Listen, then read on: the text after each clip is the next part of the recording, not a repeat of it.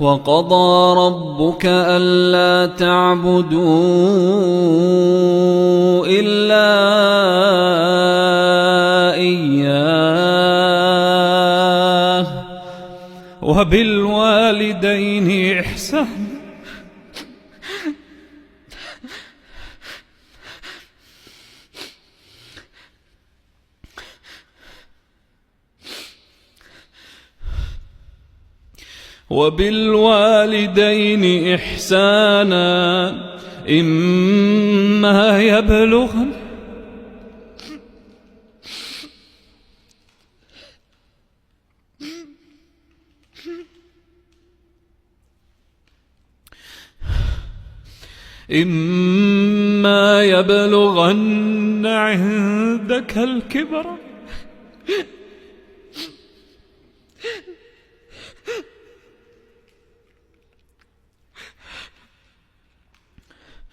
إما يبلغن عندك الكبر أحدهما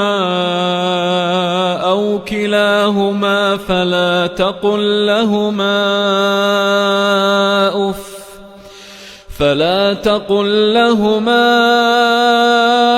أف ولا تنهرهما وقل لهما قولا كريما واخفض لهما جناح الذل من الرحمة وقل رب ارحمهما